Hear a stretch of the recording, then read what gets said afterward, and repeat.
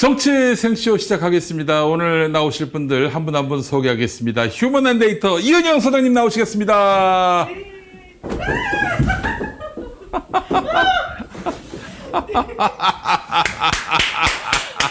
어서 오십시오. 이은영 소장님 모셨습니다. 자, 계속해서 숙명여대 박진영 교수님 나오시겠습니다. 박 교수님 어서 오세요. 네. 아, 좋습니다. 너무 오십시오. 궁금하신다. 예. 아이고. 자, 그래요. 이렇게 해야 정치 생쇼가 시작이 되는 겁니다. 예. 저희가 하여튼 평범하게 시작하는 것보다는 또 이렇게 또 한번 여러분들께, 즐거움을 또 보여드리는 것이 좋을 것 같아서 이렇게 오늘도 미끄럼틀 타고 내려오셨습니다. 자, 그래요. 여기는 벙커원 교회고요. 이곳에서 소모임 대관하실 분들 언제든 연락 주시기 바라겠습니다. 자, 오늘도 함께해 주신 두 분과 함께 한 주 동안의 정치 이슈들 하나하나 제대로 깊이 있게 짚어드리도록 하겠습니다. 자, 두 분 어떻게 잘 지내셨습니까? 한 주 동안에? 정신 없었어요, 진짜. 그 지난주에 또 일들이 많았습니다. 아니, 주말에도 쉴 수가 없이 이슈가 이렇게 계속 터져. 그렇지. 네. 우리 이제 토요일에 이준석이 네. 기자회견 했었고요. 네. 예. 또 그 사이에 또 이제 100일이 네. 다 돼가고 있습니다. 윤석열 100일. 네. 근데 100일의 즈음에서 또 저희가 대구에서 윤석열 타도 집회를 열었습니다. 보수의 심장부인 대구의 심장부 동성로에서 깃발을 들었는데 저희가 어제 집회를 하면서 그 대구 고향 아니세요? 예, 대구 쪽이죠. 예. 예. 와, 세상에 돌 맞을 줄 알았는데 반응 시민들이 어땠어요? 불편한 표정 하나 안 지으시는 거예요. 기색도 드러내지 않고요. 네. 도리어 박수 치시는 분도 있었고 빵빵빵빵빵 하면서 지나가시는 분도 계셨고 예, 여러분 대구도 바뀌고 있습니다. 대구도 이렇게 윤석열 타도의 한 동지로서 지금 편입이 되고 있는 상황이고요. 실제로 대구 여론조사 보더라도 다수가 또 그렇죠. 대구도 윤석열에 뒤집었어요. 부정이 더 높을 거예요. 부정이 높은 예. 상황이고요. 예, 그래서 이제 TK도 바뀌고 있다라는 그런 생각이 들고 TK가 사실 윤석열에게 이렇게 특별히 애정을 가질 이유는 이유가 없어요. 맞아요. 그렇죠. 이제 대구 경북 사람들의 특징이 네. 염치, 염치, 경우, 품격 이런 걸 그럼. 좀 따지는 편인데요. 의리도 따지고. 예, 윤석열 대통령은 보수라고 하기도 그렇고 정체가 불분명한 엉터리 정치인이다. 네. 품격과 자질이 부족하다라는 것은 이제 대구에서도 동의가 되는 것 같아요. 네. 어제 보수단체 회원분들하고 또 집회를 했는데, 보수단체 회원분들은 윤석열을 빨갱이라고 하고, 우리는 수구 꼴통이라고 얘기하고, 아주 정말, 이 동서남북이 다 통합이 되는 흐름입니다. 자, 그래요. 자, 그러면 윤석열 100일이 이제 임박했는데, 지지율 28%, KBS 조사, MBC 조사 네. 공이 28%로 나왔습니다. 24%까지 내려간 조사가 있었는데, 그 조사에서는 또 지난주에 조금 25%, 네. 1%포인트 올랐는데, 이걸 두고 보수가 대결집됐다 그러는데, 고작 1%포인트 올랐는데 그걸 대결집이라고 얘기하는 건 좀 말이 안 맞는 게 아닌가 싶은데 왜 한국갤럽은 1%포인트 올랐을까요? 그러니까 아무래도 이제 재해 지역 있잖아요. 재해 선포 네. 지역. 예. 그걸 검토하고 있고 또 뭘 많이 이제 지금 음. 수해에 대한 지원을 지금 많이 만들었어요. 범정부 차원에서. 그리고 어쨌든 이제 늦게 가긴 했지만 현장에 또 갔고. 그런 면에서 그래도 어떡하냐 그러면서 그냥 긍정평가를 한 것 같긴 해요. 네. 자, 그런데 더 올라갈까요? 그래서 저는 좀 앞으로 상당 기간 횡보할 것 같고. 횡보. 네, 그리고 올라봐야 지금 30%입니다. 지금 부정평가가 KBS가 69%, MBC가 66%예요. 네. 지금 10명 중 6명이 욕하고 있는 상황이니까 이거는 빨리 좀 민심 수습책이 나와야 될 것 같아요. 안 나왔으면 좋겠습니다. 그래서 지지율이 더 떨어져가지고 빨리 타도하자. 네. 이 분위기가 무르익었으면 좋겠어요. 네. 예. 자, 박 교수님. 네. 여론조사 결과 어떻게 보셨어요? 그렇죠. 말씀하신 것처럼 이제 갈짓자인데 갈짓자. 그런 것 같아요. 보수층들 일부에서 억지로라도 명분을 찾아서 좀 지지해 주자. 이런 상황인 것 같은데 형식적으로나마 수혜에 대해서 사과를 하고 그다음에 언론에서 보수 언론에서 이걸 다뤄주니까 한번 그래도 여론조사에 응답해 주지 뭐. 이 정도 상황이 아닌가 뭐 저는 그렇게 보여지고요. 민심 수습책은 없다고 봅니다. 없다고 보는 게 제가 제시하는 민심 수습책은 윤석열 대통령은 아무것도 안 하는 거. 아무것도 안 하고 회의에 참석만 하고 언론에 얼굴도 안 내비치고 훌륭한 관료들을 지금 뽑아 쓰고 그다음에 국회에서 합의돼서 추천되는 사람들만 중심으로 인사혁신을 해가지고 그 사람들 중심으로서 정부를 운영하고 윤석열 대통령은 회의 주제만 하고 한마디도 하지 않는 것. 이게 저는 유일한 수습책이 될 거다. 그런 생각이 듭니다. 회의주의자? 그래서 지금 유고 상황이 아니냐 이런 의심이 들 정도로 몸을 감춰야 한다. 그렇죠. 이런 얘기. 예. 그게 수습책이라고요? 그거 외에 뭐 나와서 하면은 나라가 더 어지러워질 거고 실제로 그렇다고 뭐 지금 이 법률적인 문제가 정확하게 밝혀지지 않았는데 탄핵할 수는 없고 그러니까 뭡니까 아무것도 안 하고 그 의전적인 형식 절차만 갖추는 거 뭐 그렇게 해야 되는 거 아닌가 이런 생각이 드네요. 실제로 그 손예원 전 의원이 오늘 아침 저희 김용민 TV 지금은 족바가 시대에 나오셨는데 네. 기념식을 쫙 봤는데 김건희 모습이 전혀 안 보였고 윤석열도 그냥 그 기념사 할 때만 잠깐 모습이 보였고 이걸 봐서는 자기들이 모습을 드러내 봐야 도움이 안 된다라는 걸 너무나 잘 알고 있음을 확인할 수 있었다 이런 말씀을 했습니다. 근데 이거는 뭐 그 어떻게든 뭐 전국이 잘 돌아가야 한다라는 수습돼야 한다라는 입장이신데 저는 글쎄요. 빨리 저 조기에 끌어내려야 한다는 그런 입장에 서다 보니까 좀 관점이 다를 수는 있는데 이렇게 뭐 대통령이라고 하는 자가 모습을 감추는데 급급하고 그리고 아예 그냥 이 국정 운영을 장관들에게 맡기고 뭐 이거 사실상 이제 그만두라는 게 뭐 더 합리적인 얘기인 것 같기도 하고 말이죠. 예. 하여튼 뭐 알겠습니다. 그래서 지금 28%고 김건희 지지율은 29%입니다. 그러게요. 높아요, 더 대통령보다. 이게 지금 초박빙 경합 상태입니다. 그래요. 박빙 승부를 지금 벌이고 있어요.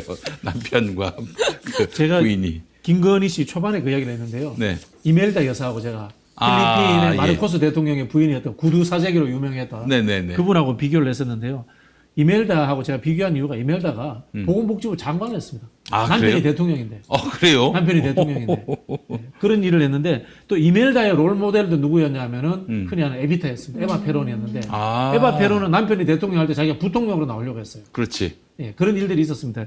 아마 저는 이 김건희 씨도 그런 꿈을 꾸고 있다는 생각이 듭니다. 김건희도 이제 자기 남편이 대통령인 상황에서 관직에 오를 꿈을 갖고 있다? 저는 뭐 그럴 가능성이 있다고 봅니다. 예를 들자면은 남편이 대통령을 퇴임하고 난 이후에 정치인 이런 생각도 충분히 할 수 있는 사람이라는 생각이 들어요. 네, 자기가 이제 그 차기 대권 주자로 나설 마음도 있다? 그까지는 잘 모르겠습니다만은. 네. 아니 그렇지 않고서야 왜 관직에 올라요? 그럴 가능성이 있다고 봅니다. 그런 생각 충분히 할 수 있는 사람이라고 봅니다. 그렇지 않아도 시사저널 조사를 보니까 대통령에게 영향을 미치는 인물 1위로 김건희가 꼽혔습니다. 네. 역대 그 대통령 부인이 이렇게 1등에 오른 적이 있었나 모르겠습니다. 일단은 그 김정숙 여사도 1등에 올랐었대요. 그래요? 근데 아무래도 이제 같이 밥 먹고 자고 하는 사람이니까 영향을 미칠 수가 밖에 없는데 그 비율이 달라요. 김정숙 여사는 한 33% 정도. 근데 이 김건희 여사는 71%. 이게 이제 전문가들은 71%, 일반인들은 59.4%. 그러니까 뭐 압도적으로 김건희 여사가 이렇게 하라면 이렇게 하고 저렇게 하라면 저렇게 한다. 이렇게 보는 거예요. 그냥 뭐 시중에 어떤 여론을 전달한다든지 그렇죠. 혹은 뭐 그 이제 부부지간으로서 평생 동지로서 그냥 어떤 이 정무적이지는 않은 그런 조언을 하는 정도가 아니라 아예 그렇죠. 그냥 여러 가지 다 하겠죠. 이게 정상이 아닐 텐데 말이죠. 그 부인에 의한 그 국정농단도 농단입니까? 그게 애매합니다. 우리나라에는 이제 퍼스트 레이디에 관한 법률이 없습니다. 법률이 없기 때문에 사인입니다. 사인. 그렇기 때문에 형사적으로도 책임을 져야 됩니다. 도이치모터스 같은 경우에 수사를 속도를 내게 된다면은 형사적 책임을 져야 되는 그런 상황인데요. 네. 그럼에도 불구하고 이 영부인이라고 해서 흔히 하는 뭐 또 대통령실이라든가 청와대 같이 흔히 하는 관사에 있기 때문에 네. 정보를 공유할 수밖에 없는 상황이라는 부분들도 좀 하나의 또 참작이 됩니다. 아. 그러다 보니까 애매합니다만은 법률적으로 엄격히 따지자면은 사인이기 때문에 국정농단일 수도 있습니다. 그럼요. 투표로 선출되지 않았는데 권력을 행사한다? 권력에 영향을 미친다? 이거 그 권력농단이라고 봐야 되지 않겠습니까? 그렇죠. 이번에 그 경축식 때 보니까 뭐 조금 이제 아까 그 손혜원 의원님 말씀처럼 조금 그 자숙하는 모습 그리고 이렇게 그 행사 내내 이렇게 뭐 기도하는 것처럼 그렇게 네. 앉아 있더라고요. 네. 근데 제 생각은 겉모습은 그렇게 보일지 몰라도 속으로는 지금 뒤로는 챙길 거 다 지금 꼼꼼하게 챙기고 있지 않을까 아이, 그런 그럼. 생각이 들어요. 저도 그래 보입니다. 네. 예. 아니 그 뭐 개버릇 누구한테 주겠어요? 제가 봤을 때는 김건희가 지금 실질적으로 국정의 중심이다라고 보는 것이 합리적이고 그 실제 여권 인사들도 그렇게 얘기하지 않습니까? 그렇죠. 여권 인사들 입에서도 그런 이야기가 나오고요. 또 이번 수해 때 네. 윤석열 대통령이 그 피해자 현장을 찾아가서 사진 찍어서 그게 카드뉴스로 나왔지 않습니까? 네. 그 일들에 대해서 과거에 대통령 선거 때부터 홍보 역할들을 누가 했습니까? 홍보 총괄을 그 당시에 김건희 씨가 홍보 총괄 역할을 아니 했던 그러면 거아닙니까? 그 사진 그 정말 아주 패륜적 그 사진 그 사진의 그 기획자도 김건희다? 저는 뭐 그럴 가능성이 충분하다고 봅니다. 그 그래요? 너무 충격적인데 그러면 아직까지 아니, 그러고 앉았다니. 사실은 뭐 개 사과라든지 네. 이런 정말 황당하기 짝이 없는 뭐 웃기지도 않으면서 황당하기 짝이 기분 없는 되게 그런, 저기하게 만드는 거 기분 있죠. 더럽게 만드는 기분 더럽게 그런 뭐 만드는 짤들 네. 이게 다 김건희 머리에서 나왔다는 게 정설이에요. 그러니까 이제 뭐 확인할 수 없어요. 뭐 내피셜입니다만은 본인이 홍보 전문가라고 생각을 하시잖아요. 근데 하는 홍보마다 다 지금 남편의 앞날을 그르치고 있고 지지율을 그냥 깎아 먹는데 거의 효녀 역할을 하고 있어요. 네. 예. 그리고 지금 국정 운영의 방향을 보면요. 국가 비전이라든가 정책 이런 거 없어요. 네. 어떻게 홍보할 것인가에만 집착하지 않습니까? 그러니까 아니 그러니까 사실은 어떤 음식이든 말이죠. 재료가 형편없으면 아무리 조미료를 많이 맞아요. 쳐도 저기 맛을 낼 수가 없고요. 뭐 아무리 비싼 화장품을 쓰더라도 아닌 거는 뭐 그냥 아무리 분칠해봐야 그 어디 안 갑니다. 예? 그러니까 이제 지금 이 홍보로서 어떻게 한번 지금 난국을 타개하겠다. 진짜 김건희야말로 집에서 조용히 쉬고 있는 게 가만히 있는 게 네. 답이겠어요. 예. 그래서 그 김은혜 지금 전 도지사 후보를 네. 특보로 뭐 청와대에서 뭐 검토를 한다라는 기사가 나왔는데 이 특보라는 제도가 청와대는 좀 흔치가 않아요. 정무특보도 거의 흔치 않은데 홍보특보를 또 해서 실무적인 일을 시킨다. 그래서 이거는 지금 이 안에서 인사를 뭐를 해가지고 이거를 좀 뭔가 좀 방향을 다르게 가져가려고 하고 싶어도 이 안에서 뭐가 좀 싸움이 되게 있는 것 같아요. 그렇지. 예. 원래 수석 교체 얘기가 나왔다가 이게 특보로 바뀐 걸로 보면은 그 수석들을 내보내려고 그랬는데 예. 그 당사자들이 안 나가겠다 뭐 이런 건가요?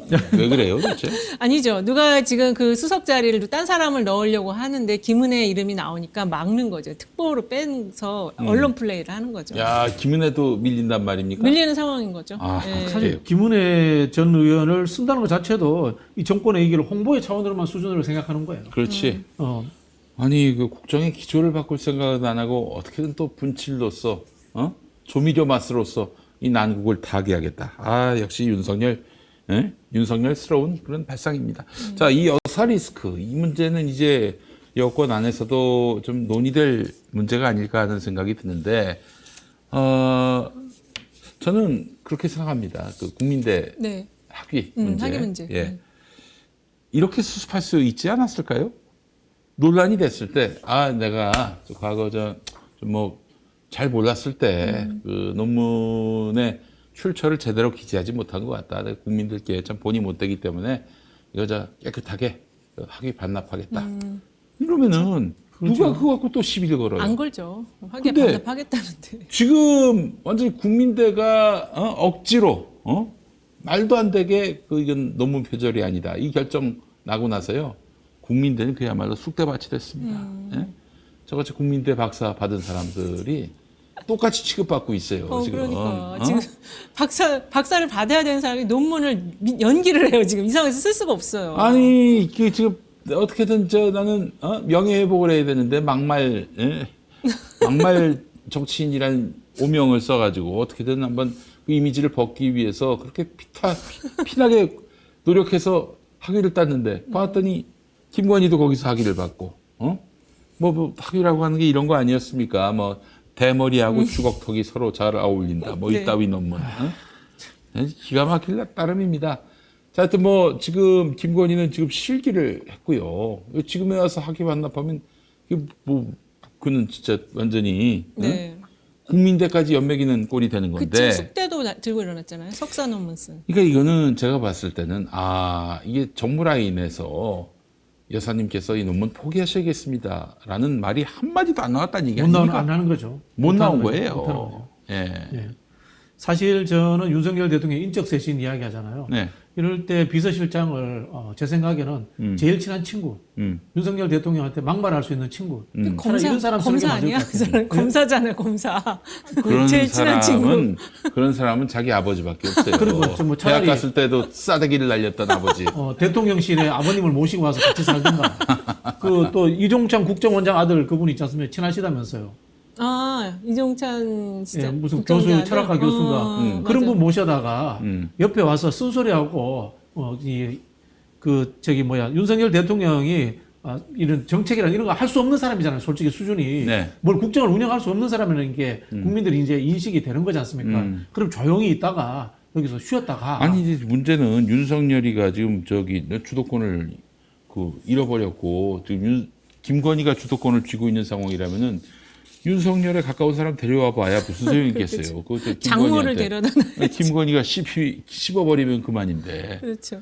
그런가요? 참, 아니면은 우리, 김건희 씨하고 흔히 하는 말로 잘 맞는 사람 중에 좀 정신 제대로 박히신 분. 명수가 잘 만든 것 같은데 그때 녹취록 보니까 명수가 누구? 이명수가 잘 이명수. 만든. 이명수 기자. 이명수 기자. 저기 얘기가 있던데 장제원 의원이 들어간다. 뭐 한다. 비서실장 얘기 나오고 있어요. 예. 근데 아휴. 글쎄요, 장제원이가 뭐 김건희한테 신뢰를 얻었다는 얘기도 있습니다. 그 집 가서 라면 먹었다는 거 아니에요. 계란 2개. 그 집에서 라면을 먹었다면 그건 권력자예요. 그거는 진짜 윤석열의 최측근이기도 하고. 제가 봤을 때 이 여권이 제대로 정신 차리는 방법은 2개입니다. 금방 말씀드린 것처럼 뭐 윤석열 대통령과 김건희 씨를 흔히 하는 말로 이렇게 압력을 행사해가지고 제정신 차리도록 할 수 있는 사람이 대통령실에 들어가서 한다거나 네. 아니면은 국민의힘이 대통령 탈당을 요구해야 됩니다. 국민의힘이 대통령과 완전 결별하는 상황. 야당이 되는 상황. 이런 상황. 그렇지 않고는 저는 이 국정이 제대로 돌아가지 않는다고 봅니다. 국민의힘에 얘기하고 싶습니다. 네. 이미 야당 됐잖아. 야, 너희들이 윤석열이를 후보로 내세워서 집권을 했지만은 개털됐잖아. 당 대표부터 저렇게 개털이 됐는데 무슨 여당이야, 여당은? 니들이 황 사장 아들, 우 사장 아들이 아닌 데서야 용화대 들어갈 수 있을 것 같아? 그러니까 빨리 탈당 요구한 게 나아요. 지금도 여론조사 보더라도 한 10%포인트 격차로 지금 당 지지율이 더 높아. 그렇죠. 그렇죠. 이런 상황에서 무슨 윤석열이 덕본다고 볼 것도 없으면서. 그래서 저희는 윤석열 대통령을 비판할 때 네. 보수다 이렇게 비판하시면 안 됩니다. 보수 아닙니다. 저 보수 아니야, 빨갱이야. 보수단체 대표가 말하기를. 빨갱이야, 빨갱이. 생각이 없는 사람이거나 생각의 수준이 떨어지시는. 아니 근데 어떻게 이런 자가 대통령이 됐죠? 그러니까 반사적으로 된 거죠, 사실. 이게 지금 우리가 분석하는 사람들이 김건희는 도대체 어떤 존재기에 이윤석열 머리 위에 있는가 이것도 한번 제대로 짚어봐야 돼요. 뭐 우리가 실질적으로 진실을 규명하기 쉽진 않지만 뭐 그래도 최소한 추론은 할 수 있는 거 아니겠습니까? 뭐 그랬을 수는 있죠. 재정적인 부분에 대해서 많은 도움이 됐을 수 있죠. 아까 이제 처가 쪽에서 그렇죠, 윤석열 그렇죠. 뒷받침해 줬다. 검사들이 준재벌 수준의 그 분들하고 결혼을 많이 한답니다. 그렇지. 예. 아니 그 윤석열이 재산이 얼마 안 됐는데 네. 예, 예. 2천만 원. 그 70억인가가 더해지면서 김건희의 70억이 더해지면서 김건희는 어디서 돈을 벌었나? 60억 얘기. 60억 인가요? 네, 예. 60억 얘기인데 그 엄마가 좀 하고 그다음에 그 저기 전시 사업 하면서 돈을 벌었겠죠. 그리고 코바나 콘텐츠 하면서. 그리고 또 네. 이제 서울중앙지검장 남편을 그럼요, 두고 그럼요. 우리가 주가 조작 건도 있을 그리고 것이고 뭐 후원 같은 거가 많이 그때 들어갔었잖아요. 그렇지. 그러니까 충분히 돈을 벌 수 있었어요. 송렬이가 지검장일 때. 그런- 야 이게 이런 걸 가지고 말이죠. 이게 만약에 조국 전 장관의 일이라면은 조국 전 장관은 이미 뼈가 발라졌을 겁니다. 예, 근데 성렬이가 이제 주인공이기 때문에 어느 누구도 수사를 제대로 못했던 거예요. 예. 우리 이제 국민대 사건을 겪으면서 음. 도이치모터스라든가 또 이 장모의 그 여러 가지 부동산 관련 사업 관련 의혹이라든가 이런 대선 때 문제가 됐던 것들이 야 사실일 것이다. 대부분 다 의혹들 뭐 무속 문제 이런 것이 이렇게 이제 국민들이 인식하기 시작하는 거예요. 네. 아니 저는 이런 상상도 해봅니다. 말씀하신 대로 윤석열이가 이제 처가덕을 좀 본단 말이죠. 봐서 이제 뭐 도움을 입었고 단지 고마움의 표시 정도가 아니라 써서는 안 될 그 지출을 했다든지 그게 이제 우리 장모님한테 포착이 됐다든지 그렇지 않고서야 과연 지금 이렇게 나올 수가 있겠는가? 그게 제가 이제 아는 부부가 있는데 이렇게 나이 차이가 큰 부부 그리고 제가 아는 분은 군인이시거든요. 근데 이제 군인이시고 나이 차이가 큰 경우에 이 남편이 아내를 되게 뭐랄까 되게 귀엽게 봐요. 엄청. 그럼, 네. 그러니까는 그냥 그 아내가 하자는 대로 다 해요. 그런데 윤석열 부부도 약간 그런 케이스인 것 같아요. 이 검찰만 하다 보니까 어떤 생활이나 이런 이 또 김건희 여사는 또 미술을 했잖아요. 그러니까는 좀 그 아내가 하는 것들이 귀엽기도 하면서 자기가 전혀 접해보지 못한 세계를 자꾸만 이제 보여주니까 그러니까 이제 점점 깊이 빨려 들어가는 거죠. 혹시 거꾸로 김건희가 윤석열을 귀여워하는 건 아닐까요? 그럴 수도 있겠죠. 제가 보기엔 그 가능성이 더 높은 것 같아요. 여기에. 그렇죠. 예. 맨날 숙제 안 하면 이렇게 막 애 때리듯이 귀엽게. 아니 지금 완전히 이런 상식을 초월하는 상상을 초월하는 지금 이 지금 국정이란 말이에요. 국정 운영의 그 흐름이란 말이에요. 예. 이 여사 리스크는 제가 보기에는 극복하기 어려울 것 같고 지금이야 단지 몸을 낮추는 듯 보이지만 언제 또 고개를 들지 모른단 말이죠. 예? 자, 그래서 저는 제가 봤을 때는 이런 현상이 개선되기를 기다리기보다는 빨리 축출하고 새로운 대통령을 세우는 것이 시급하다. 보수든 진보든. 그러니까 지금 변희재나 저나 지금 같이 이제 어떤 깃발을 든 거는 윤석열 타도의 깃발을 든 거는 그거는 공동의 어떤 밀고자 하는 대통령 후보가 있는 게 아니에요. 변희재하고 김용민이가 특정한 인물을 대통령으로 세우려고 지금 이러는 게 아니란 말이에요. 지금 재앙적 수준의 지금 대통령을 빨리 끌어내려서 제로 베이스로 만들어 놓고 다시 경쟁하자는 얘기예요. 보수하고 진보하고. 예? 그거란 말이죠. 이게 마치 그 영화 보셨습니까? 헌트? 아니 아직 안 봤어요. 그거 보시면 그 대사가 그래요? 나와요. 목표가 같기 때문에 손잡을 수 있다. 네, 국공합작. 네, 그렇습니다. 그래서 제가 이제 진보 쪽의 정우성, 그렇죠. 저쪽 도움이 안 되네. 그리고 변희재는 보수 쪽의 이정재. 예. 비웃은 소리가 막 들려요 지금. 한 번 탄핵을 해봤기 때문에 탄핵이 두려운 게 아닙니다. 맞아요. 그리고 또 한편으로는 저는 민주주의 국가에서 탄핵이라는 것을 두려워해서는 안 된다고 생각합니다. 맞습니다. 예. 위정자가 국가의 지도자가 문제가 있을 때는 내려오게 하는 것도 저는 당연한 절차다. 그렇습니다. 그런 생각이 들고요. 다만 이 내려오게 하기 위해서는 내부에서 반란이 일어나야 됩니다. 그럼.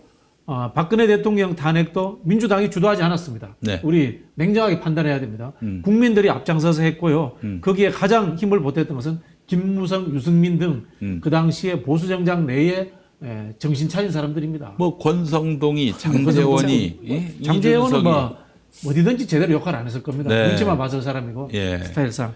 이런 인간들이 또 당시에 이 박근혜 탄핵에 또 주도적인 그렇죠. 역할을 했단 말이죠. 그래서 예. 제가 말씀드린 게 윤석열 대통령은 보수 아닙니다. 그냥 생각 없는 사람입니다. 네. 어떻게 생각 없는 사람들이 대통령까지 됐지. 그러니까 국민들이 지금 탄핵을 촛불을 언제든지 들 수는 있는데 우리들이 선택한 이 결과에 대해서 반성을 하고 있는 거예요, 지금. 조금 일단은 탄핵을 하는데 촛불 들었을 때 또 이런 결과가 나오면 안 된다. 이제 우리 민주신영이 제일 많이 크게 반성을 해야 합니다. 네. 어떻게 이런 인간 같지도 않은 인간이 대통령이 되게끔 그렇게 국민들에게 실망감을 줬는가 하는 그런 생각을 해봐야 돼요. 문재인 정부가 싫어가지고 윤석열 찍은 사람들 꽤 많습니다. 예? 윤석열이 누군지도 잘 모르고 단지 세금 많이 나온다고 집값이 그냥 뭐 자기 마음대로 되지 않는다고 그 심판의 한 표를 던진 거예요. 이 표가 어떤 부메랑이 돼서 돌아올지에 대해서 아무런 관심도 그쵸. 관념도 없으면서 맞아요. 그냥 그 당시에는 바꿔야 된다. 이거 하나로 움직인 사람들도 꽤 많아요. 그것도 그렇지 어떻게 그러니까요. 그리고 또 이재명 후보도 참 아쉬운 부분이 그렇다면은 좀 과감하게 문재인 정부와 차별화를 했어야 하는 거 아닌가 하는 생각도 듭니다. 이제 와서 생각해 보건데 문 대통령 좋아하시는 분들은 좀 기분 나쁘실 수 있을지 모르겠지만 아니 집권이 중요하지 지금 재집권이 중요하지 그렇잖아요. 노태우도 전두환으로부터 그런 얘기 들었다는 거 아닙니까? 그쵸. 나를 밟고 가라. 본인을 밟고 가 이렇게 본인을 밟고 가라고. 제일 아쉬운 거는 이제 저는 홍남기 부총리 문제를 다시 좀 말씀드리고 싶네요. 그 당시 이제 재난지원금 문제라든가 그런 부분들이 좀 아쉽다라는 생각이 들고요. 그러니까 이제 관료 사회를 제대로 장악하지 못했기 때문에 그래서 이제 또 그렇게 정권을 내줄 수밖에 없는 건데 이게 민주당만의 불행이냐 이거예요. 그쵸. 온 국민의 불행입니다. 예. 자, 그래요. 그 이준석 얘기 들어가기 전에 광복절 경축사 한번 좀 얘기해봤으면 좋겠습니다. 뭐 일본과 협력해야 한다 이런 얘기를 했고 뭐 북한에 대해서는 마치 그 이명박이가 했던 뭐 비핵 개방아 3천. 개방하면은 뭐 3,000달러로 만들어주겠다. 뭐 북한의 그 1인당 국민소득을 물론 뭐 북한은 이런 지하에 거절을 했고요. 근데 그 정책을 수립했던 인물 중에 하나인 김태효. 김태효가 지금 윤석열이 그 지금 참모란 말이에요. 네. 야, 이거 자기 표절 아닙니까? 그런 거죠. 자기 표절이야, 자기 표절. 자기 파일에 있던 거 들고 나온 것 같아요. 그것도 아무런- 10년도 더 지났잖아요. 그렇죠. 네. 네. 아니 북한이 뭐가 아쉬워서 그 남한에게 손을 벌립니까? 이거 완전 거지 취급하는 거 아니에요? 그거 안 하고 나름대로 굉장히 그 의미 있는 그리고 좀 가치 있는 남북 관계를 이미 문재인 정부가 다 이렇게 세팅을 해놨는데 그걸 깡그리 무시하고 이명박대로 돌아가자고. 이것들은 이제 대가리가 있는 겁니까? 뇌가 어떻게 돼 있는지 모르겠어요. 그러게요, 진짜. 뇌가 다 펴져가지고 해맑은 그런 상태가 아닌가 싶은데 교수님 어떻게 보셨어요? 제가 보기엔 담대한 제안이 아니고 자다가 봉창 두드리는 제안입니다. 상대방의 기분이라든가 네. 신뢰관계라든가 그런 것들에 대한 일절의 고려도 없이 네. 그냥 내 하고 싶은 이야기 그냥 떠드는 수준인 거예요. 뭔 담대한 제안이야? 이미 나왔던 제안인데 이미 다 나왔던 이야기고요. 식상한 제안이지 식상한 제안. 실제로 효과가 있으려면요. 어떻게 해야 되냐면은 지금 이제 유엔 제재지 않습니까? 네. 유엔 제재인데 사실 유엔 제재라는 게 미국의 제재입니다. 음. 미국의 제재인데 우리가 미국과 이 협상을 해가지고 북한 제재를 일부 완화시키겠다. 그리고 당장 개성공단과 금강산 문제에 대해서 실질적인 뭐라고 하면 오픈하는 조치를 취하겠다라는 이런 구체적 프로세스가 나와야 됩니다. 맞습니다. 그렇지 않으면 북한이 움직여야 될 이유가 전혀 없고요. 그렇지. 북한은 아주 사소한 뭐 이 경제 개방이나 이런 것들을 중요시 여기는 게 아니라 체제 안정이 가장 우선적인 걸 그렇지. 택하고 있습니다. 예. 그런 부분이고 또 여기 그냥 하노이 노딜에 의해서 미국이 한번 속았다고 생각하기 때문에 네. 절대 쉽게 움직이지 않습니다. 구체적인 이 페이퍼 이상의 행동이 나와야 됩니다. 그런 부분이 있고요. 그다음에 이야기를 하면서 말도 안 되는 이야기, 일본 이야기를 했어요. 북한이 제일 싫어하는 게 한미일 공동 방위 조약이라든가 이런 그렇지. 어떤 방위 체계입니다. 예. 그걸 하겠다고 하는데 누가 좋아하겠습니까? 일본을 빼야 되는데 특히 저는 여기에서 이제 말도 안 되는 이야기를 한 게 뭔가면은 대통령이 그 종군 위안부 이야기를 하면서 보편적 인도주의에 의해 가지고 그걸 받아들여야 된다 그 이야기를 했거든요. 일본과 한국의 관계는 특수 관계입니다. 36년간 식민지 지배를 받은 특수 관계지 이게 무슨 보편적 관계입니까? 말도 안 되는 소리를 하고 있는 겁니다. 예. 제가 이거 보면서 어떤 느낌이 드냐면은 곧 조만간 윤석열 정부에서 일본 관련해 가지고 어떤 이 안보 문제에 있어서 조치가 나올 것 같아요. 친일적인 조치가 저는 나올 것 같더라고 분명히 제가 예측을 합니다. 네. 그런 생각이 듭니다. 네. 예. 일단- 저 스시마섬 도보다리에서 저기 일본 총리하고 만나는 거 아니에요? 저희 윤석열이가 그러니까 이런 맞아요. 미용신이 남편. 아이고 정말. 예. 저는 그 이번에 그 광복절 경축사에서 그 자유를 33번이나 외친 그 대목이 네. 정말로, 그리고 그 독립투쟁의 여정을 자유를 찾는 과정이라고 말한 것도 제가 역사를 잘 모르지만 좀 이상한 거예요. 이게 좀 무슨 말을 하는 건지, 내가 지금까지 알고 있었던 광복절의 의미의 개념이나 이런 것과 너무 다른 이야기를 해서 진짜 좀 인정할 수 없다. 대통령이 어떻게 나와 이렇게 생각이 다를까. 다른 세상에서 살았나. 그런 생각이 들고, 지금 말씀하신 일본 관련 문제나 북한에 대한 거는 일단은 이게 뭐 누군가의 뭔가 제안을 한다라면 그 사람과 물밑에, 아니면 그 사람 주변에 있는 사람과 물밑에서 뭔가 얘기를 한 다음에 그 사람이 오케이를 했을 때 이걸 공식적으로 이렇게 띄우는 게 외교적인 어떤 절차고 프로세스잖아요. 근데 그런 거 없이 그냥 탁 던지고 알아서 해라. 받든지 말든지 약간 이런 개념인 것 같아요. 그래서 이거를 지금 그 국제정세가, 동북아 국제정세가 완전히 지금 많이 변했는데, 김태효라는 그 안보실 차장 가지고는 이 정세를 읽을 수도 없고, 그렇습니다. 예, 이거 빨리 교체를 해야 되는데, 교체를 하려면 대통령이 똑똑해야지 교체를 하는데. 교체나마나 지금 사람을 못 찾을. 쓸만한 뭐 인재풀도 없고. 맞아요. 보십시오. 지금 개강이 내일 모레인데 교육부 장관이 공석이에요. 그리고 지금 차관 코로나 너무- 확진자가 10만이 넘었어요. 근데 지금 진료소를 다 없애고 나서 10만이면은 곱하기 2배는 해야 되는 거 아닙니까? 그렇죠. 근데 보건복지부 장관이 없어요. 없어. 오늘 교육비서관도 저기 날렸던데? 날렸어요. 왜? 날렸어요. 무슨 일이 있었어? 그 김건희 논문 방어를 제대로 안 해서 그런지 날렸어요. 아 그래요? 네, 청와대 교육비서관. 야 논문 표절은 김건희가 했는데 왜 교육비서관을 날리냐? 아, 정말 참 어처구니가 없습니다, 진짜. 야, 정말. 코로나 상황도 민주당이 참고 있는 것 같아요. 얼마 전까지 이제 집권당이었으니까 네.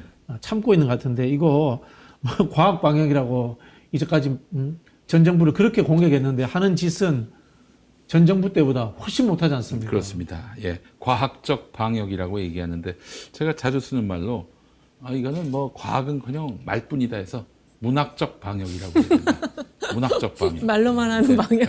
문학적 방역. 예. 예, 한마디로 수준이 안 되는 사람이 대통령이 아유, 된 거예요. 자유라는 게 지금 대한민국에서는 물과 공기처럼 아주 편안하게 누구나 누리고 있는 거예요. 그걸 뭐 또 국정연설에서 했다고 하는 이야기는 본인은 그걸 나는 방공, 수구냉전의 의미로서 자유를 바라보고 있는 거예요. 그렇지.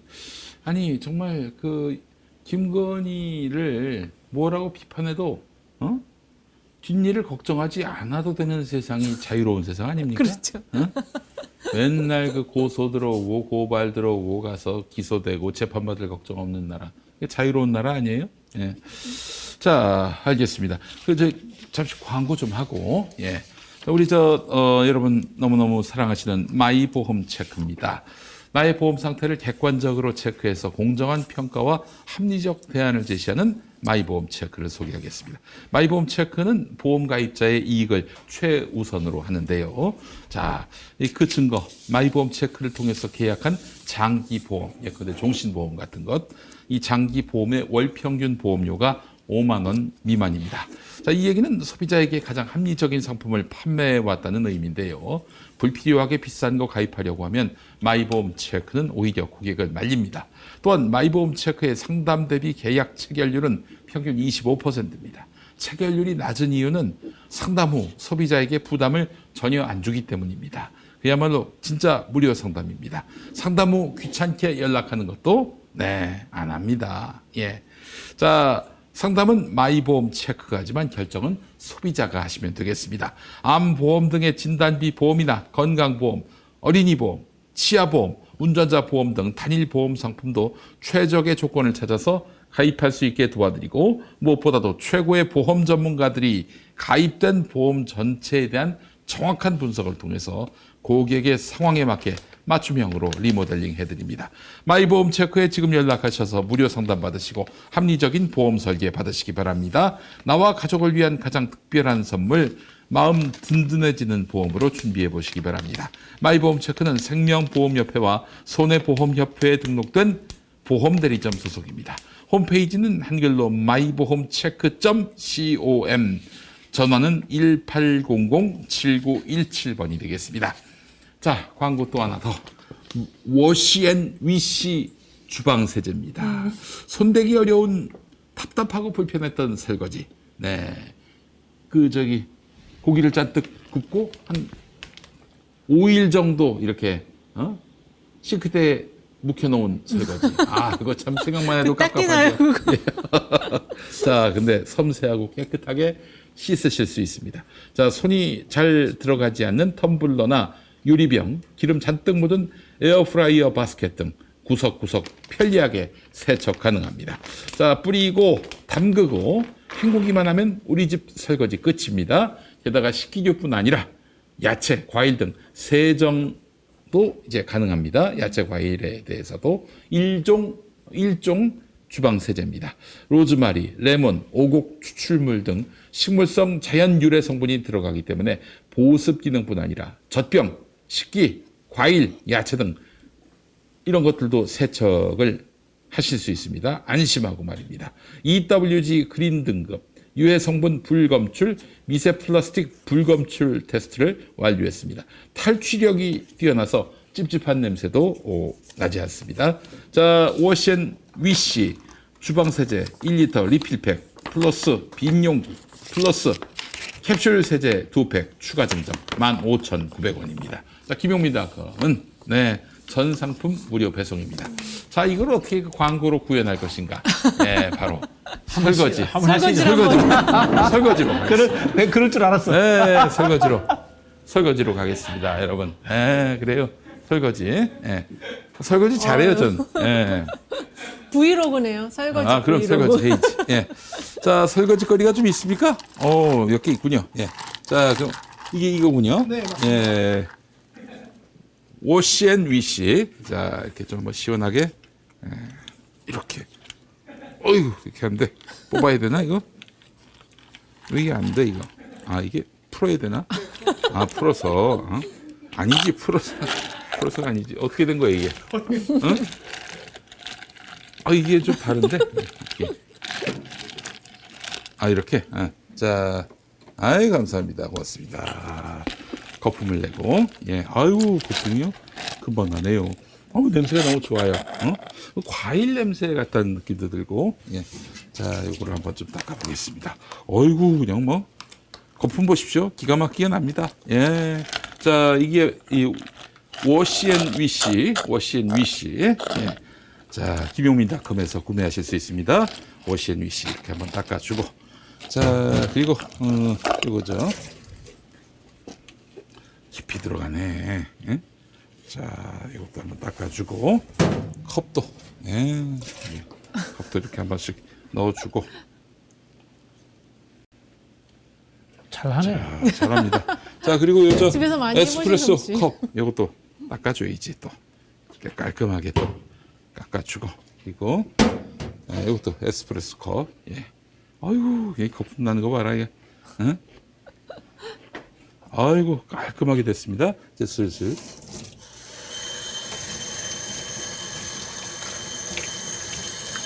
저도 설거지는 자주 하는 편인데, 고무장갑 끼는 게 싫어가지고 그냥 맨손으로. 소리 나죠? 깔끔하게. 뽀드득 소리 들리네. 예. 깔끔하잖아. 응? 깔끔하지? 자. 집에서도 설거지 하시나요? 그럼요. 얼마나 잘하는데. 예. 설거지의 황제예요, 황제. 예? 나는 설거지도 우리 좀 할 어머니가 뿐더러 설거지 거리를 딴 안 만들어. 거는 하나도 너를 믿을 게 없는데 설거지 하나는 믿는다고. 예. 설거지의 황제예요, 제가. 예? 자, 이것도 역시 여기다 놓고. 깔끔합니다. 뽀드득 소리 나죠? 뽀드.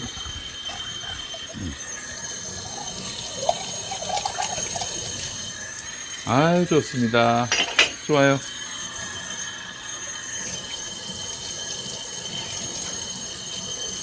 제품 이름 뭐라고요?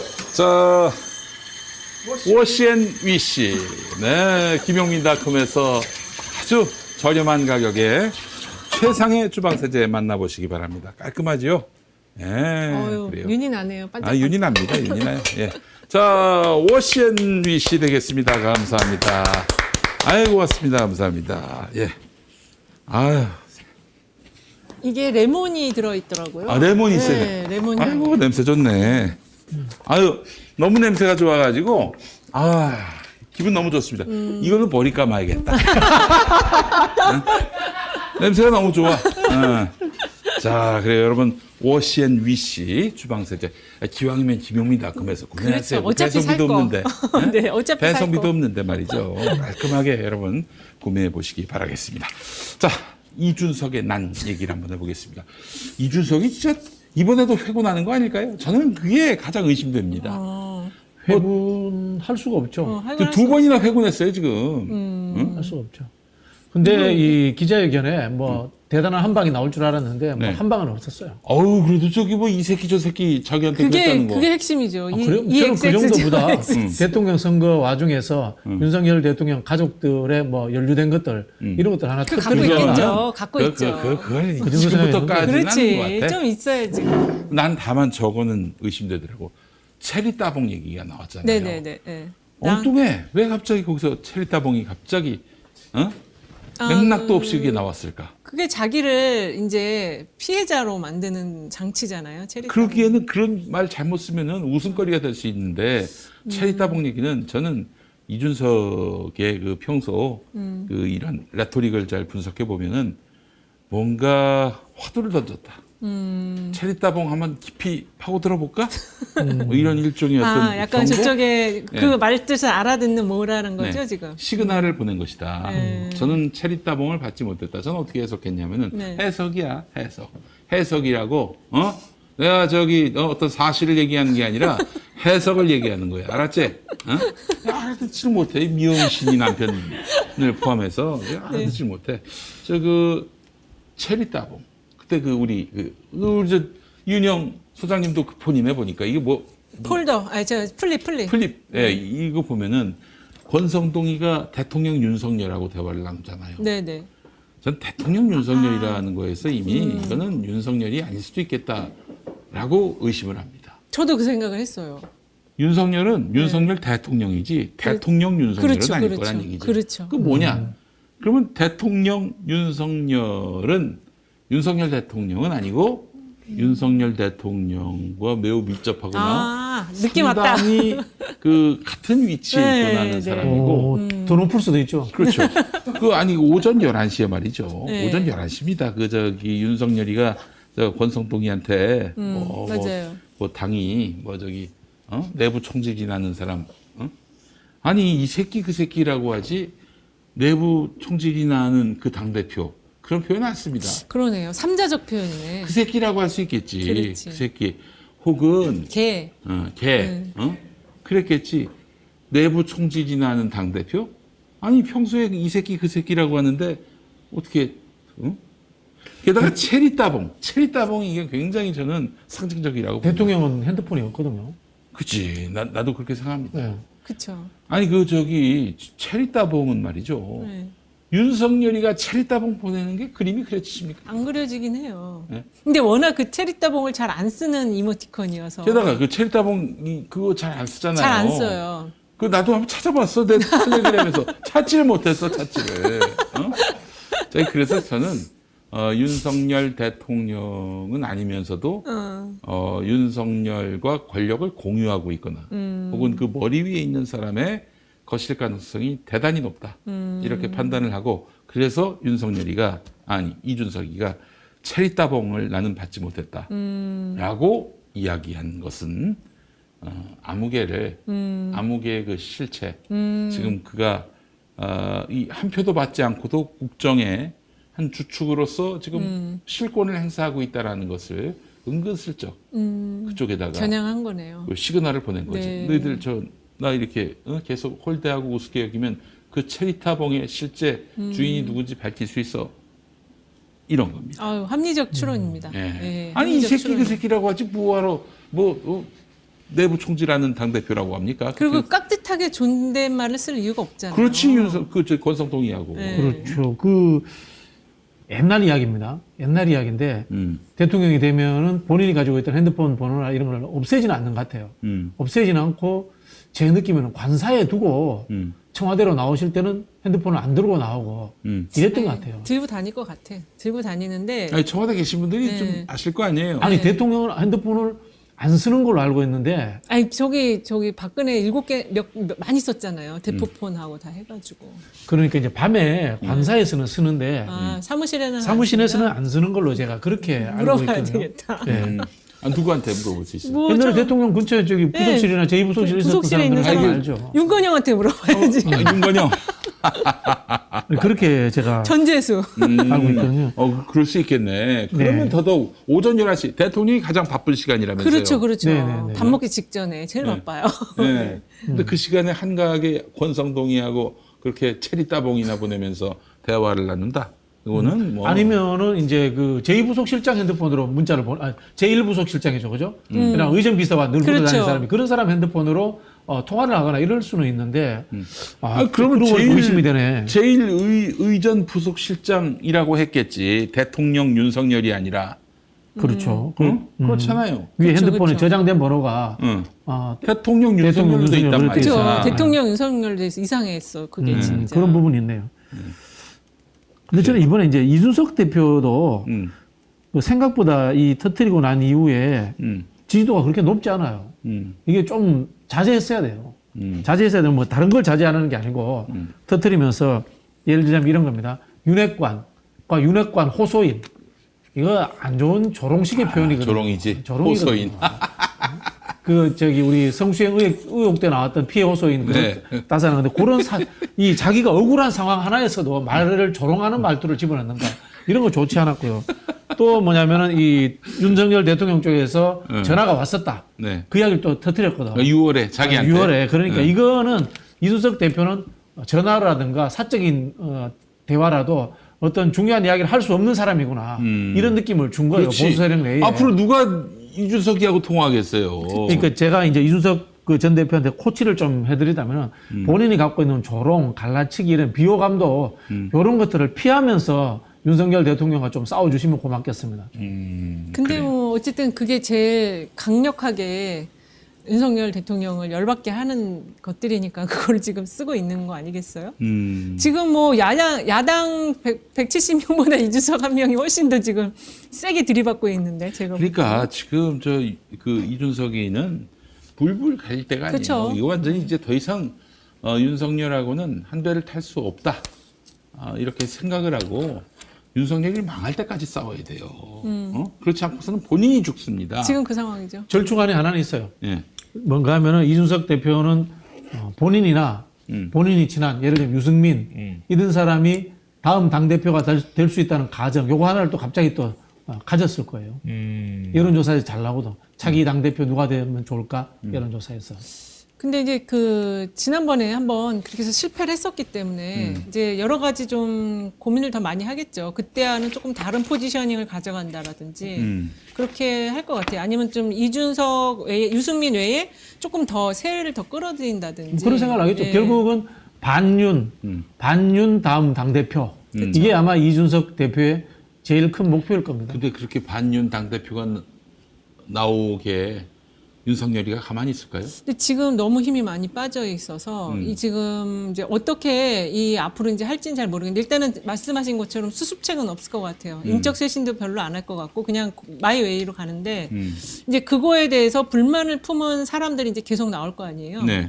근데 그 세력들을 이준석이 잘 픽을 해가지고 뭔가 연대를 하고 그리고 이제 민주당의 새 지도부가 만들어졌을 때 그 지도부가 그 이준석과 그 세력들을 계속 소통을 해야 돼요. 어떤 사태가 지금 앞으로 올지 알 수 없기 때문에 동의합니다. 예, 소통을 계속 해야 되고 일각에서는 그런 얘기까지 하시더라고요. 그 이번에 만약에 촛불을 국민들이 들었을 경우에 아예 국회 해산까지 같이 하자.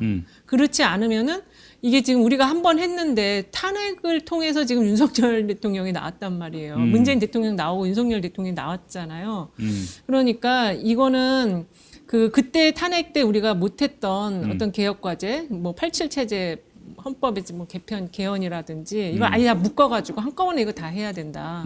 안 그러면은 또 반동이 또 나온다. 그런 지적도 하시는데 그걸 어떻게 해야 될지는 잘 모르겠어요. 2017년도에 탄핵이 끝나고 대통령 선거 와중에 제가 날짜도 기억합니다. 3월 15일입니다. 네. 문재인 대통령 후보가 연정을 추진하겠다. 연정. 그렇죠. 통합정부 추진위원회를 띄웁니다. 그래서 위원장이 제가 기억하기로 박영선 의원이었습니다. 그렇게 했는데 대통령 당선되고 난 뒤에 우리가 사실 그걸 지키지를 못했습니다. 그 연정의 대상에는 그 당시에 안철수 후보, 그렇죠. 유승민 후보, 심상정 후보, 홍준표도 홍준표는 포함됐는지 잘 모르겠습니다만 그 정도까지 이제 다 포함되는 상황이었습니다. 그런 하나의 이 극우 세력, 수구 냉전 세력에 대한 포유 구도가 만들어졌다면은 한국에서 윤석열 정부 같은 이런 이상한 정권이 창출했겠습니까? 그런 후회가 되는 거고요. 늘 우리가 절대 다수인 것 같지만은 진보 개혁이 흔히 혼자 집권한 적이 거의 없습니다. 그렇죠. 그렇지. 예. 저기 2017년 대선 때만 뭐 단독 집권했다고 봐야 되는데 그때 2017년 그렇죠. 그때도 그때 지지율도 41.2%. 41%야. 그래, 41%. 41.1%밖에 안 예. 됐어요. 그리고 바로 여당이 되면서 121석 아니었습니까? 네. 뭐 그러면 아주 진짜 현격하게 과반 밑에 121석에 그 힘없는 여당이 연동형 비례제를 우리가 이제 위성정당을 만들면서 그게 제대로 안 됐지 않습니까? 연동형 비례제의 취지가 연동형 비례제가 지금 돌이켜서 생각해보면 됐더라면은 유승민 등 바른미래당이 국민의힘과 합쳤을까요? 라는 이런 가정도 한번 해볼 수 있는 거고요. 그런 측면에서 어쩔 수 없이 적이라는 표현이 그렇습니다만 상대의 일부를 회유시키고 손을 잡는 전략을 꾸준히 해야 되는 거고요. 그 앞장에 지금 우리 김용민 대표와 변희재 선생이 계신 게 아닌가 그런 생각이 드는. 어쨌든 집회를 하면서 느낀 건데 네. 집회에 나오신 분 중에는 그 마이크 잡으신 분 중에는 보수단체 대표가 박정희를 찬양하고 박근혜를 또 찬양하면서 탄핵은 무효다. 박근혜 탄핵은 무효다. 이런 얘기도 했지만은 근데 윤석열 타도의 뜻이 같으니까 네. 뭐 그런 차이가 잘 느껴지지 않더라고요. 예. 너무 작은 차이에 민감하다 보면은 뭐 할 수 있는 게 없어요, 사실은. 그리고 또 그분들이 지금 이 시점에서 막 박근혜를 찬양하고 탄핵은 무효라고 얘기하고 그러는 것도 실상은 자기 진영, 보수 진영 안에서 좌파하고 손잡았다고 빨갱이 취급받고 있거든. 그러니까 우리는 빨갱이 아니다라는 차원에서의 어떤 레토릭일 뿐이지 그 자체로 정말 뭐 자기들의 입장을 강조하기 위해서 그런 얘기를 한 것 같지는 않아요. 예. 어쨌든 저기 좀 우리가 그런 생각이 좀 들더라고요. 생각이 다르더라도 맞아요. 손을 잡아야 다름에 너무 힘들어하지 말고 그렇죠. 뭐 크게 중요하지 않은 건 좀 넘어가면서 어떻게 나하고 다 같을 수가 있겠어요.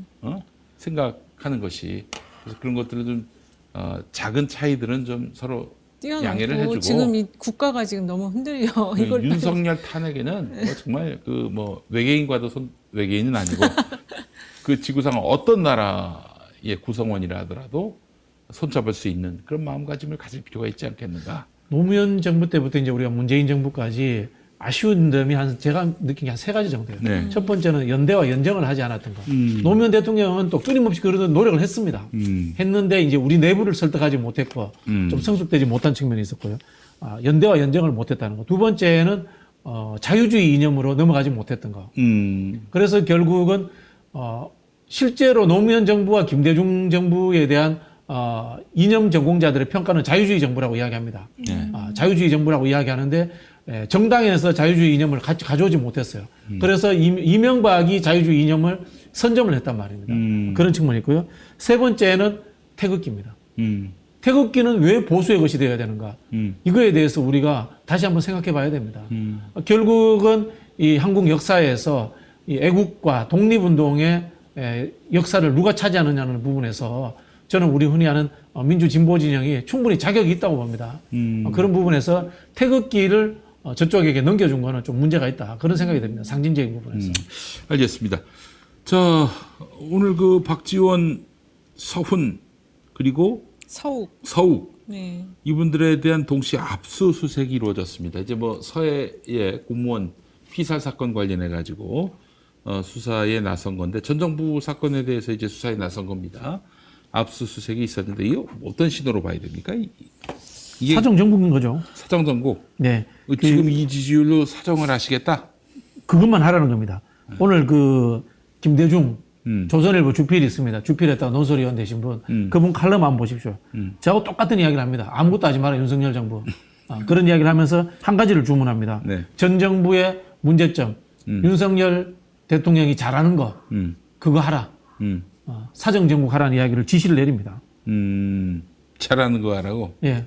그거 외에는 당신이 살 길이 없다. 그런 식으로 이야기를 지금 해놓고 있더라고요. 근데 지금 전 정부에 대한 수사 들어가면은 이게 좀 시계가 전체적으로 좀 빨라질 것 같은데요. 모든 거에 시계.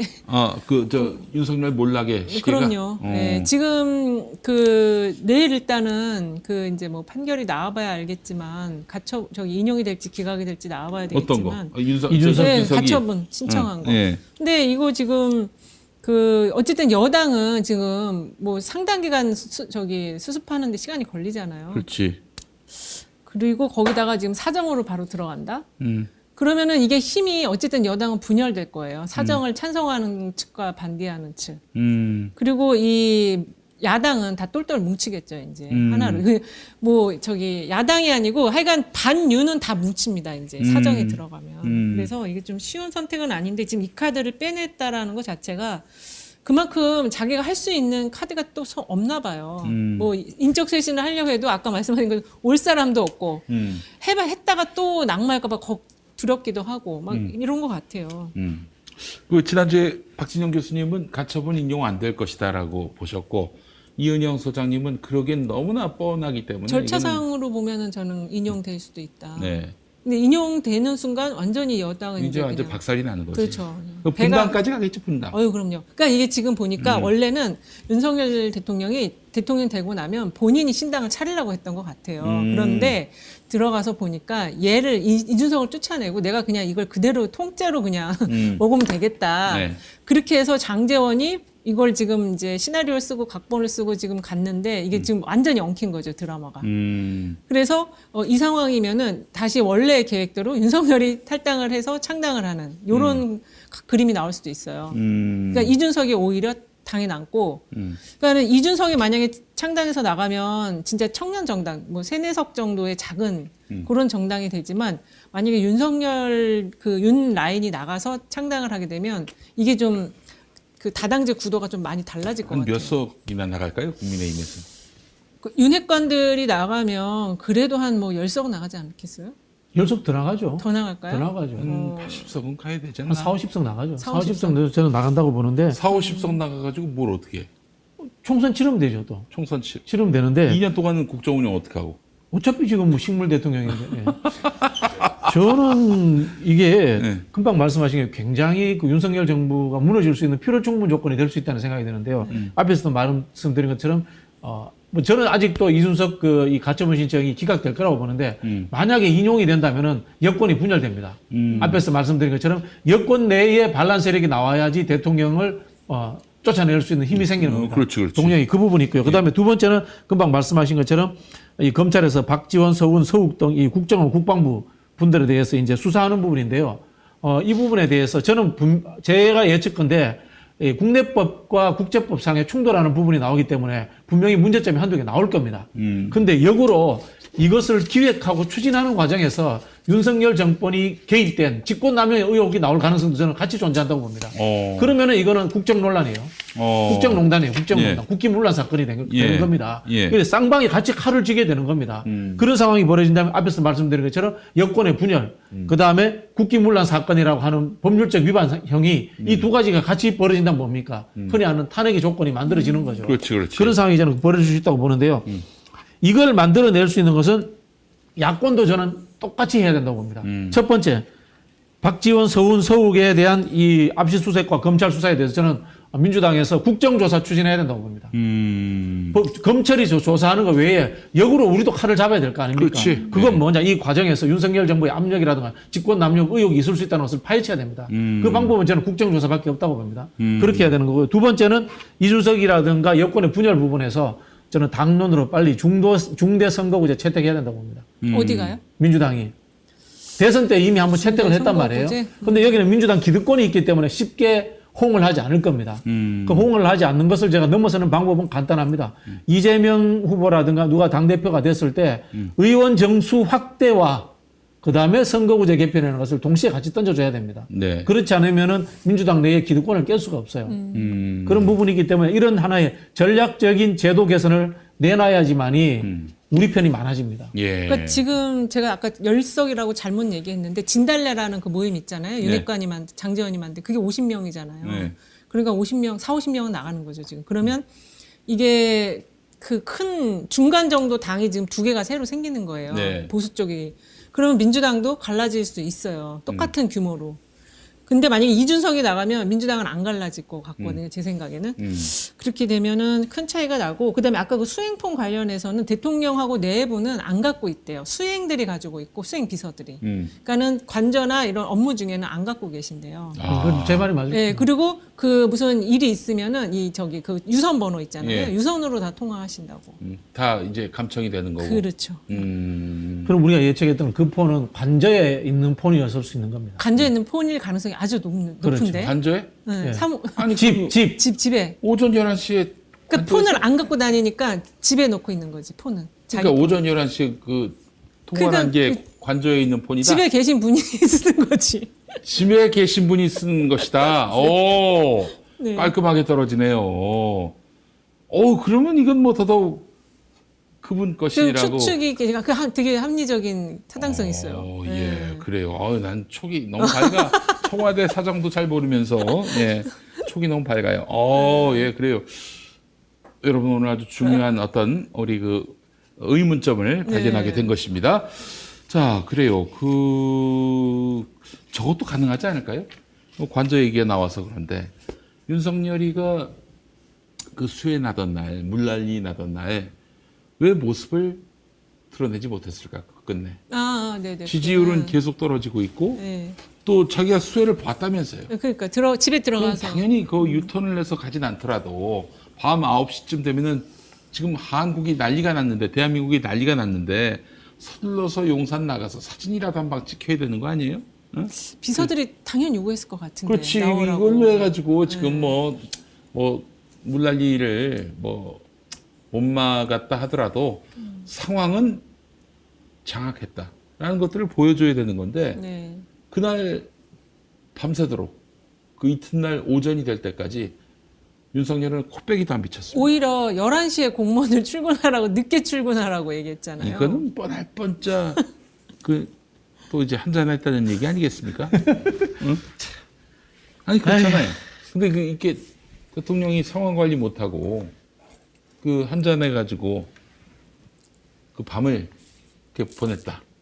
그래 놓고는 새벽 3시까지 지시를 했다라고 한 것이 거짓이라면 탄핵 사유 아닌가요? 그걸 잘 모르겠어요, 저도. 예를 들자면 이제 헌법 위반, 법률 위반은 분명히 탄핵 사유인데 네. 수행할 수 없는 상태, 예. 뭐 건강 상태, 예를 들어 아프다거나 예. 또는 뭐 금방 말씀하신 것처럼 이 알코올이라든가 이런 것들에 의해 가지고 네. 직무를 수행할 수 없다. 그게 탄핵인지 아닌지는 잘 모르겠어요. 아니 거짓말을 한 거. 거짓말을 한 거는 도덕적인 문제죠. 안될 것 같은데. 도덕적인 문제. 정치적인 영역이 아니니까. 근데 뭐 흔히 하는 말 우리 이제 닉슨 게이트 이야기할 때 닉슨이 도청했느냐보다 거짓말했다는 것이 더 문제였다 이렇게 해서 하야를 한 거거든요. 근데 뭐 지휘를 안 했다? 지휘를 안 했다. 안 했는데 했다? 이렇게 얘기하고 있는 게 그 도덕적인 문제일 뿐이다. 우리 이제 박근혜 대통령 탄핵을 예를 들어보면요.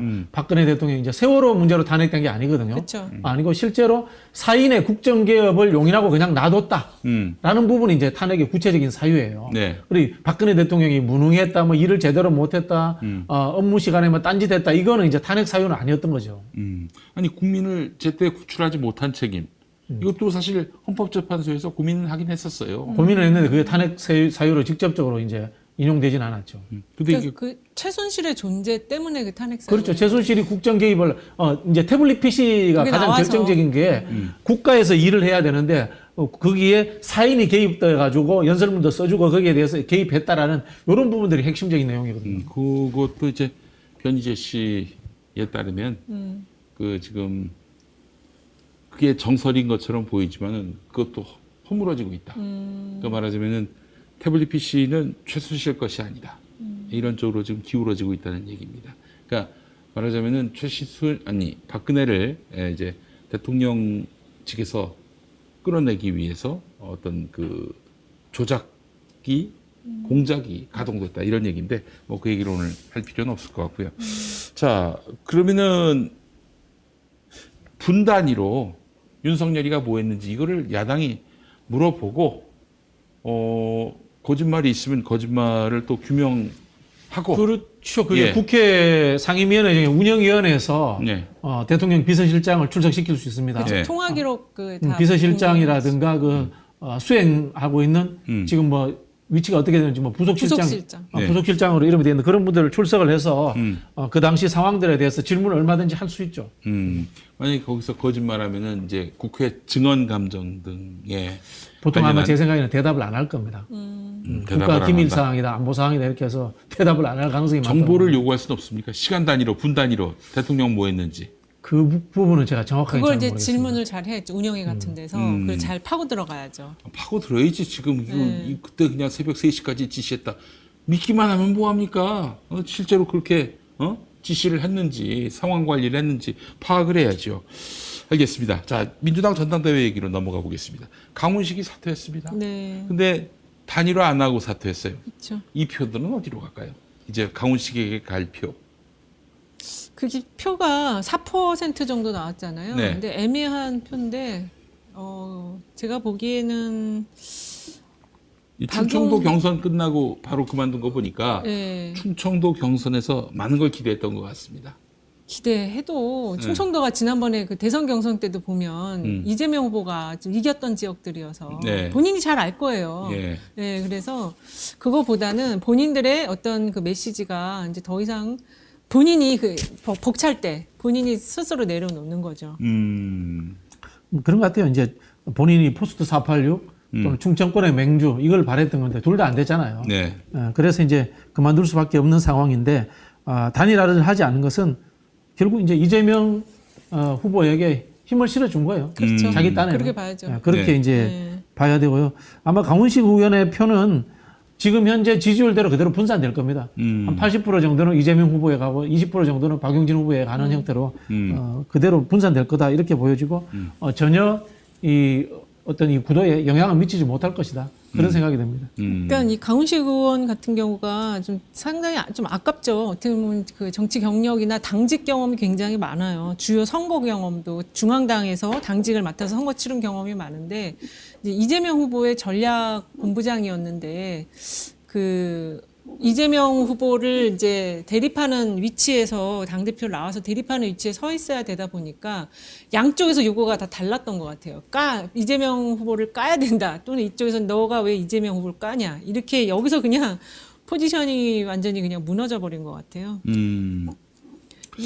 자, 그러면은 일단 뭐 강훈식의 이번 도전은 뭐 그다지 의미가 없었던 것 같습니다. 그렇죠. 뭐 컷오프 통과한 걸로 그나마 의미를 부여해야 되는데 참 이거는 당내에서는 굉장히 큰 손실입니다. 그렇죠. 단기 필마로 나와가지고 그냥 그 맹목적으로 이재명 후보를 비판하는 박용진 의원이 2등하고 중간에 고심하는 세력도 있습니다. 강훈식 의원은 세력도 있고 지역 기반도 있습니다. 그렇죠. 그런 사람이 이렇게 전혀 의미 있는 득표를 못해서 탈락했다는 것은 당의 안면은 별로 좋지 않은 겁니다. 그리고 본인이 앞으로 이제 또 대선 나오거나 나올 때 이게 전체적으로 안 좋은 이미지로 계속 남아요. 그때 사퇴했지 이렇게. 아니, 뭐 어차피 안 될 걸 알고 나왔다면 끝까지 완주하지 왜 중도 하차를 했는지 모르겠습니다만은 어쨌든 그 지금 오늘 중앙일보 보니까 네. 그 정세균계 과거 친문 다 이재명 쪽으로 합류했다 이런 얘기가 나옵니다. 결국 뭐 대세를 거스를 수가 없다 이렇게 판단한 것 같고 그럼에도 불구하고 박용진 등은 아직 뭐 이렇게 그 뭐 뜻을 접을 생각이 없는 것 같고요. 거기 예. 끝까지 가는 거죠. 그 안티 이재명으로 도대체 박용진이 무슨 이득을 볼 수 있을까요? 박용진 의원은 이런 식으로 정치하는 거예요. 제가 봤을 때는 박용진을 찍는 20%가 박용진의 지지 기반이 되지 못합니다. 그분들은 그냥 반 이재명 성향의 내부 구성원들이에요. 네.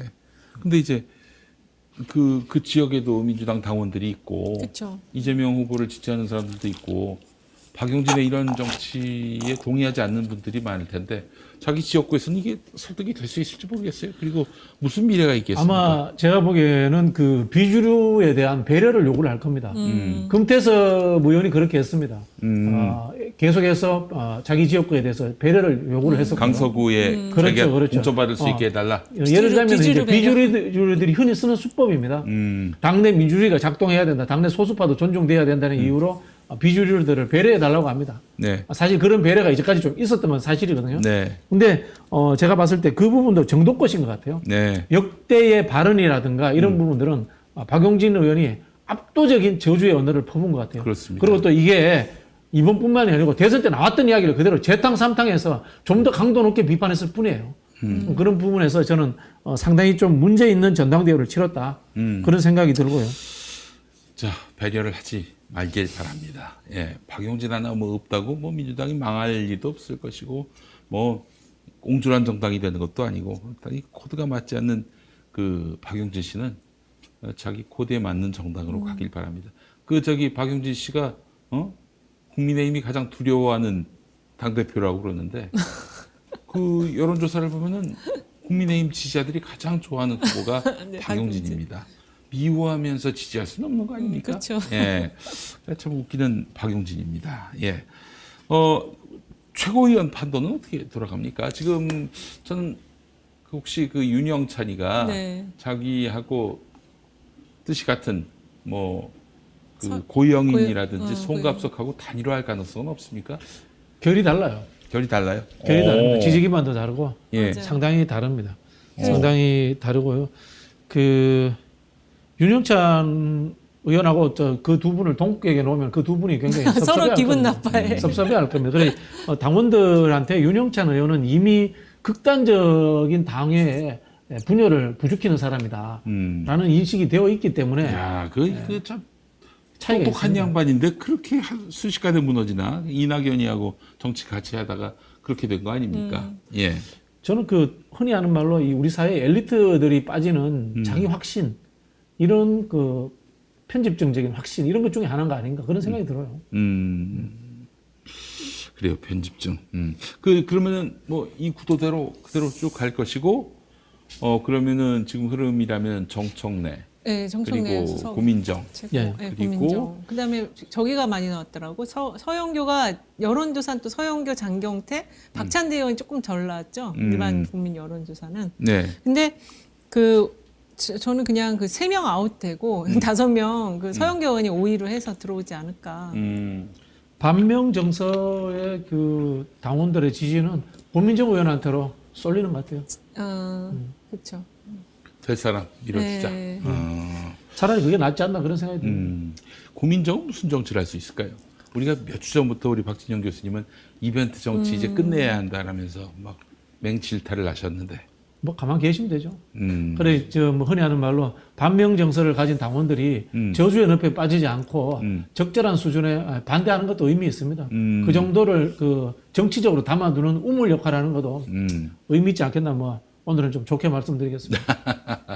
지금 그 수대 경선에서 고민정 의원 얘기하는 거 보면은 좀 약간 씁쓸한 느낌이라고 그래야 될까? 그러니까 그 계속 그 자기를 이제 피해자로 지금 포지셔닝 해가지고 그렇게 연설을 하고 있잖아요. 그러니까는 모르겠어. 그 자기 어쨌든 표를 얻는 하나의 그 포지셔닝일 수도 있겠는데 그 주제만 가지고 왜 나를 공격하냐 이 주제만 가지고 지금 이 순회 경선을 끌고 갈 거냐 좀 미래지향적인 것도 내놔야 되지 않을까. 미래지향적인 걸 한번 꺼내보라고 하죠. 네.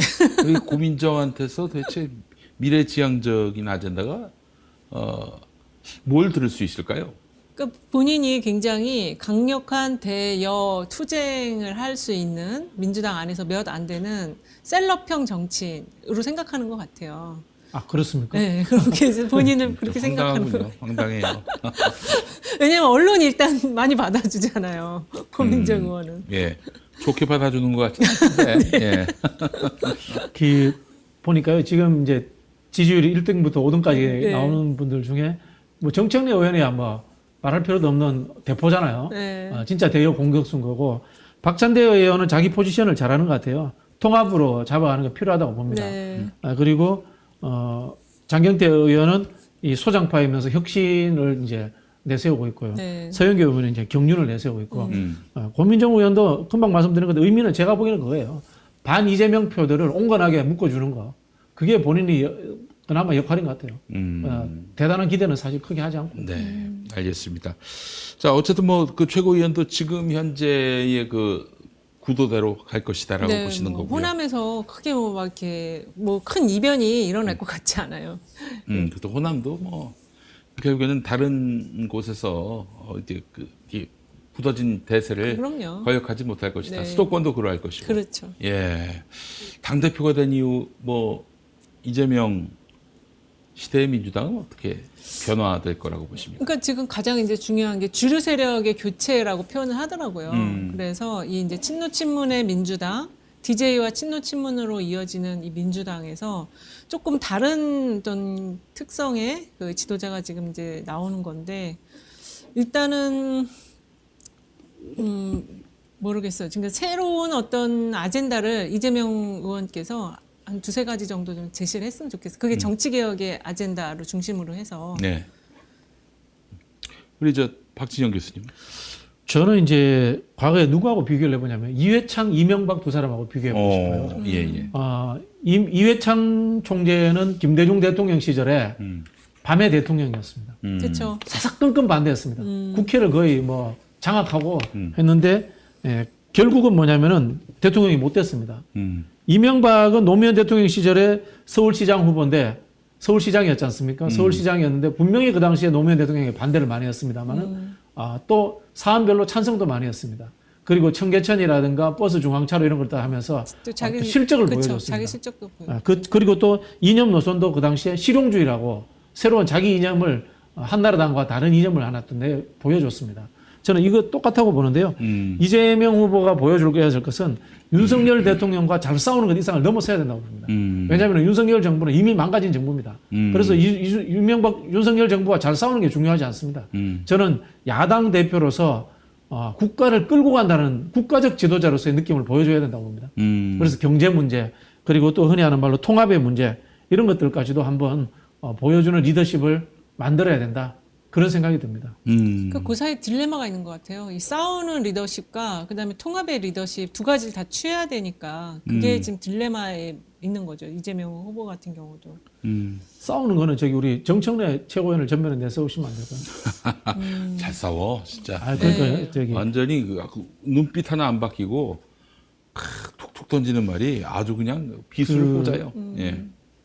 정청래 최고위원이 당내라든가 우리 진영에 대한 혁신을 앞장서서 하는 역할들을 해주시고 나머지 최고위원들은 이제 초선 재선이니까 저격수 역할을 해주시고 이렇게 된다면은 이재명 후보가 이 국회를 중심으로 해서 국가 위기를 극복하는 국가 지도자로서의 DJ 같은 느낌. DJ나 YS는 야당 때도 국가 지도자였어요. 그럼 국가 운영을 이야기했지 네. 당내 혁신만을 이야기하는 아직 않았어요. 네. 좀 그런 모습 보여주시면 좋겠다라는 좀 희망사항입니다. 네, 알겠습니다.